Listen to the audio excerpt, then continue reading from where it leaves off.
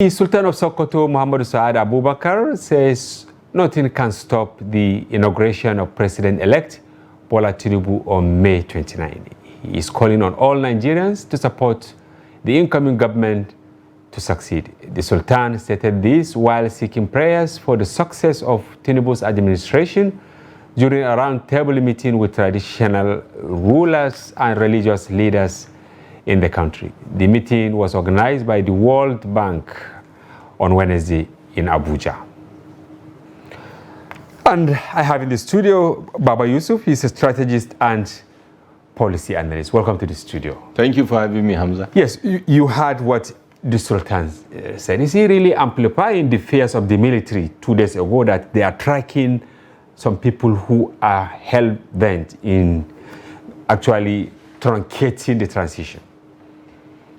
I don't think he's amplifying, and I think it is high time public figures and leaders like Sultan to come out and make such statements to, first of all, assuage fears and also build the confidence of the citizens that indeed the democracy has come to stay in Nigeria. The political process is still ongoing. A phase has been passed. Elections have been cast. Winners have been announced, and those that are not satisfied have taken the route constitutionally allowed, undergoing litigation.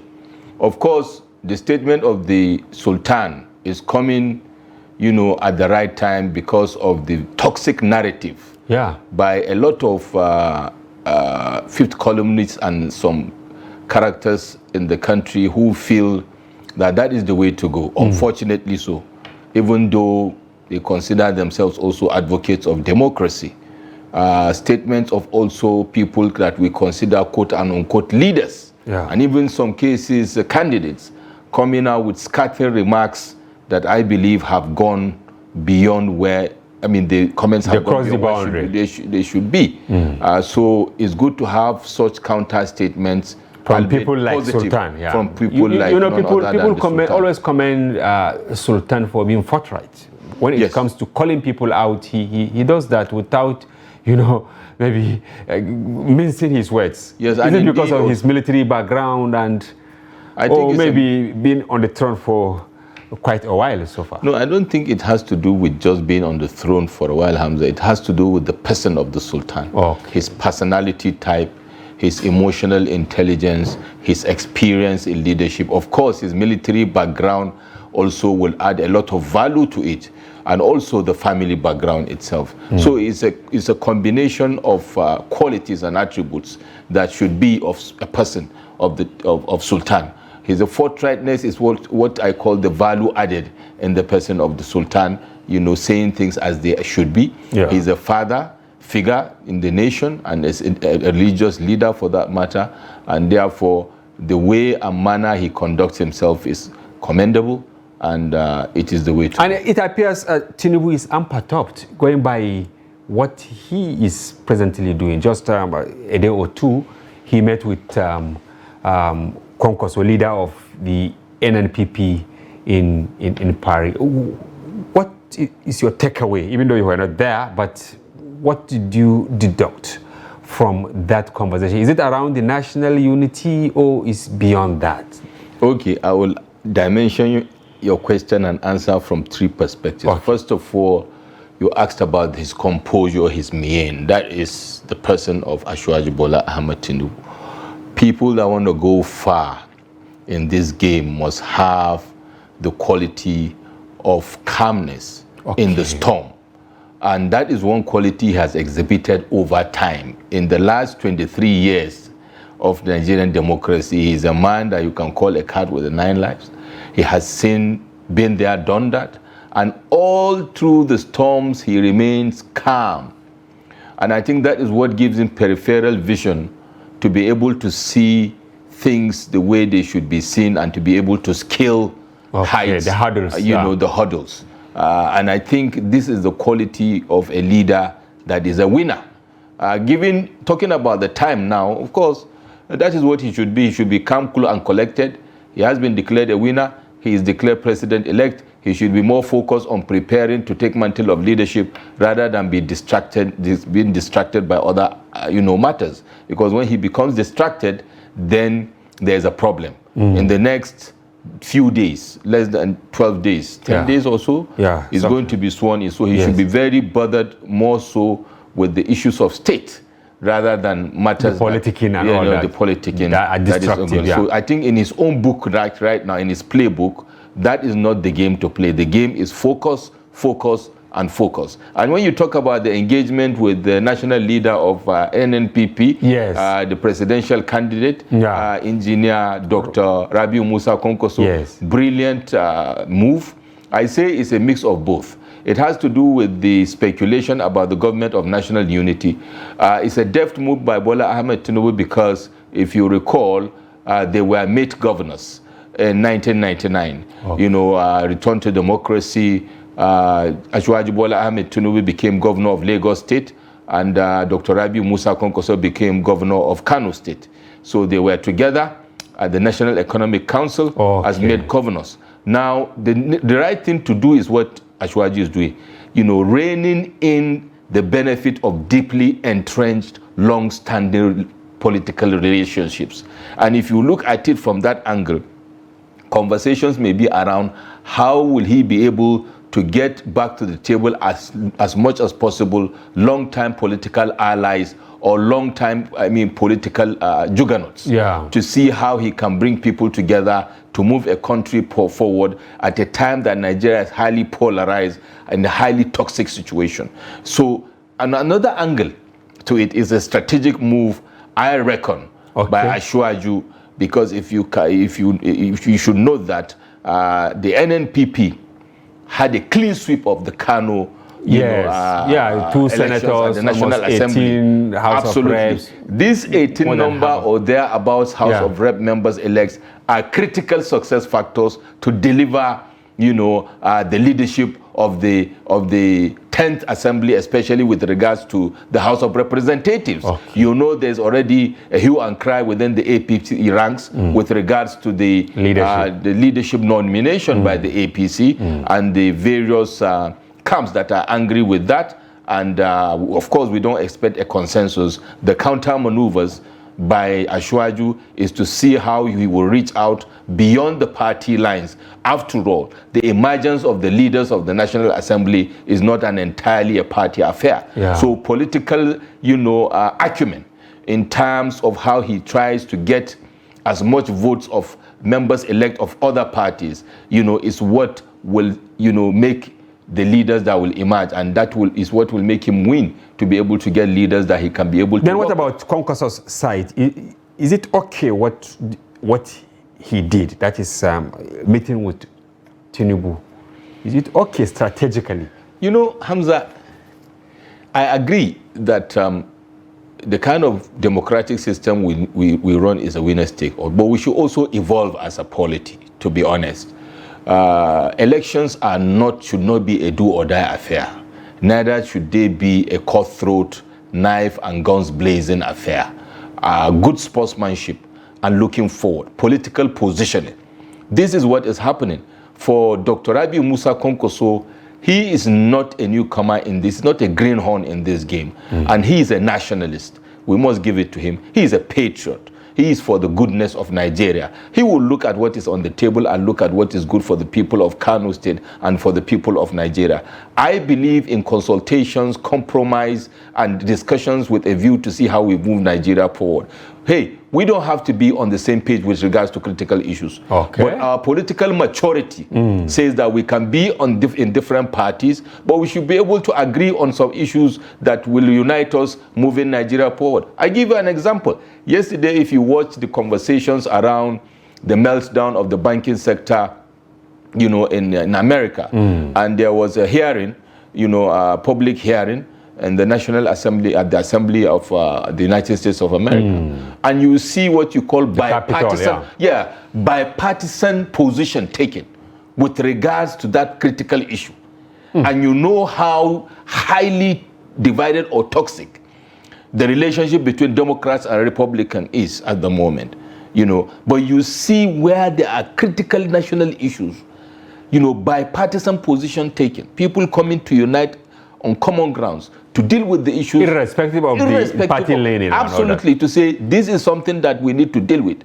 And we need to look beyond party lines to deal with this. That is political maturity. Because there is a fear that we'll be worse off this time around, considering the kind of people going to the National Assembly. Many never expected to win House of Reps seats. Absolutely. Now you have them. Then different political parties, almost 8 or thereabout, they have representation there. What is your take? Are we going to have a rank-free, or is it going to be a rancorous National Assembly? I am not the type that belongs to the school of thought that there must be this kind of rancorous relationship between the executive and the legislature for progress to happen. Sometimes actually a toxic relationship between legislature and executive, spells doom for an administration. What we want to see is what I call creative tension. Creative tension. Wow. Creative tension and constructive engagements with a view to coming out with what is the best in Nigeria, brainstorming. So that is what we want to see. And people that are of goodwill and are good value will see things the way they should see, and rather than being rubber stamp. And with regards to the high number of newcomers, it has its gain, it has its pluses and minuses. Hey, it's a political evolution. This is a new phase in the 10th Assembly, and people have come. Let's not also forget that these new people, quote and unquote, are not people that just came out of nowhere with no experience, with no value.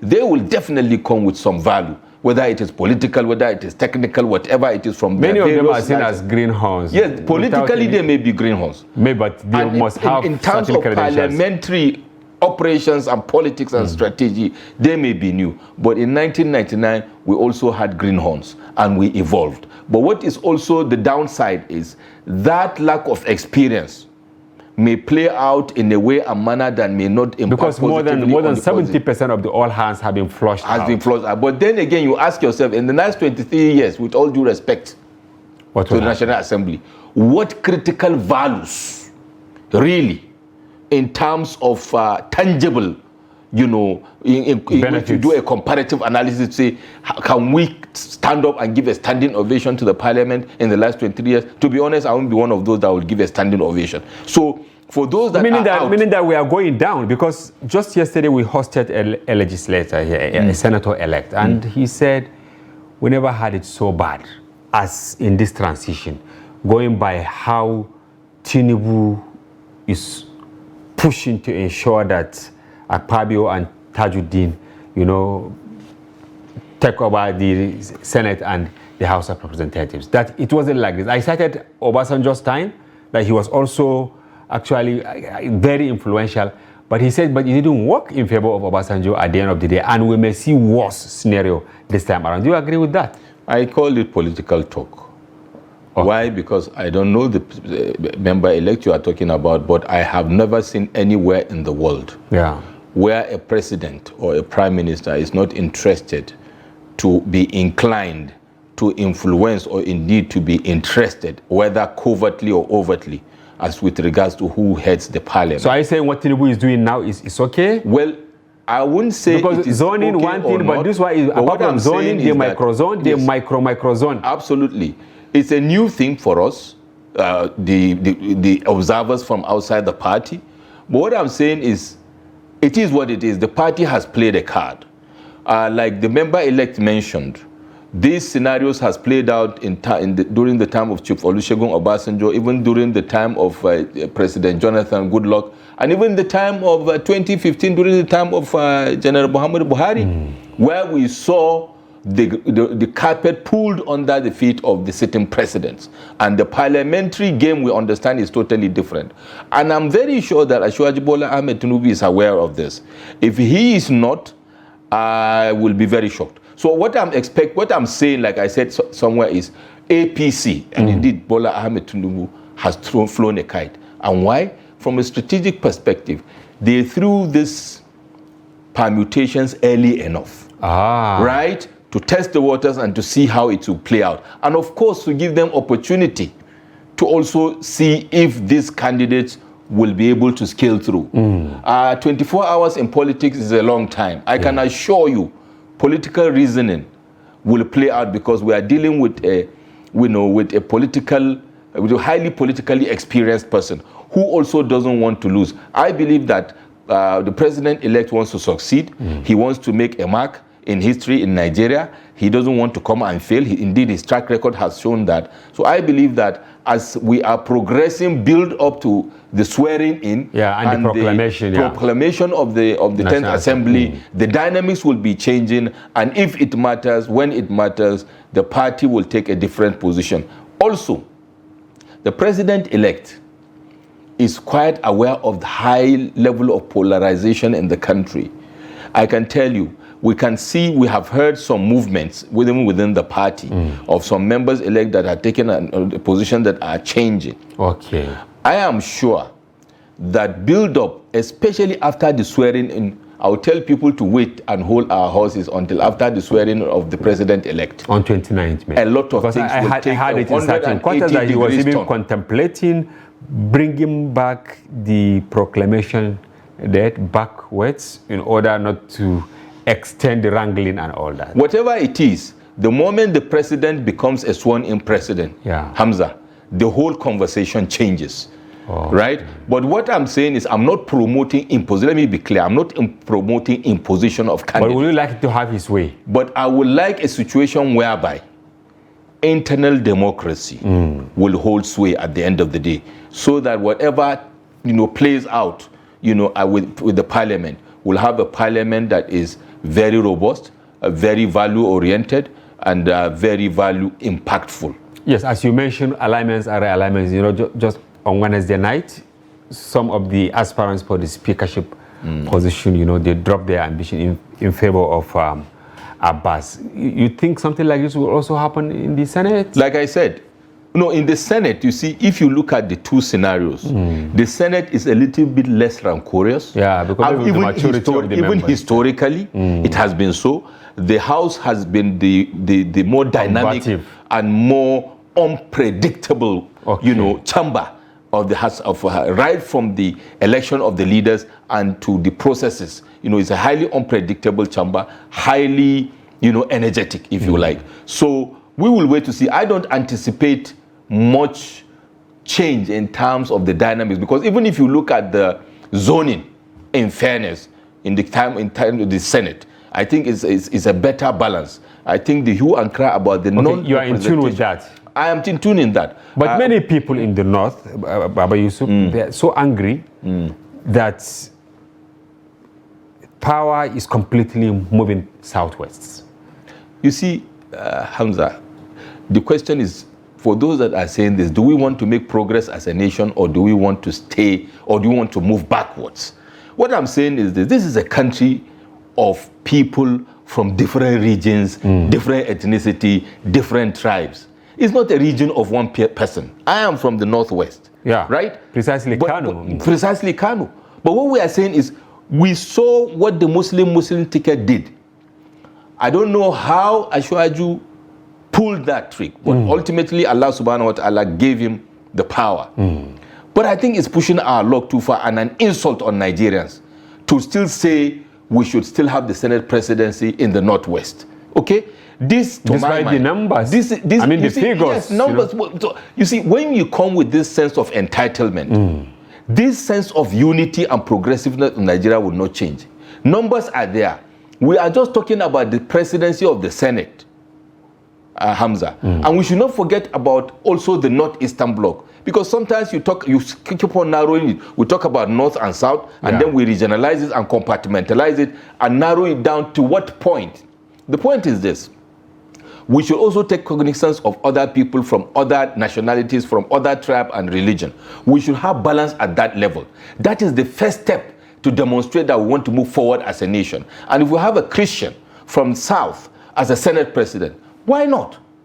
I totally align with the zoning. My own concern and my own call to Ashwaji Bola Ahmed Tinubu and the APC. I am not second guessing them. But I believe that the non-central issue should be addressed within the party, in the interest of the party unity, in the interest of Nigeria. Indeed, I'm also conscious of the fact that Asiwaju Bola Ahmed Tinubu is very much aware of this gap. I have an idea based on what we know about Asiwaju Bola Ahmed. He has an answer to that question. Maybe how he plays it out will be what we'll see. But I don't want to believe that a region that gave him almost the third chunk of votes that made him president, he will totally ignore them. It is not in his personality, it is not in his character. But for those that, some of us that believe from the Northwest, because we give the whole votes, we should have everything. I think we should have everything. Are you foreseeing politically? Per chance? I can see you said, okay, Tinubu knows a lot, he knows how to navigate his ways and all that. Are you foreclosing the probability of having reincarnation of 2015 in the National It's possible. Assembly? Now that is left to Asiwaju Bola Ahmed Tinubu to decide if he wants to go also down in history as a president that ended up having it this way. And indeed, it will be worse off for him because we can accuse General Muhammadu Buhari for one reason or the other. He was a parliamentarian, Asiwaju Bola Ahmed Tinubu. He was a senator. Albeit he didn't play out the way we expect, but he has that experience, of running that. And he has seen it happen in his party in 2015, so in he would not allow it to PDP in happen. 2011. Okay, so I believe that he wouldn't want to be one of those that will be counted on that side. I believe, like I said, political reasoning will prevail. The kite has been flown. As the days go by, we'll see how things play out. But I would like to see that internal democracy, played out in the case of the parliament, because it has turned out to be the albatross of most of the political juggernauts in Nigeria. Thank you very much, Baba Yusuf, strategist and policy analyst, for your informed perspective. Thank you very much. We'll have you again. I appreciate it.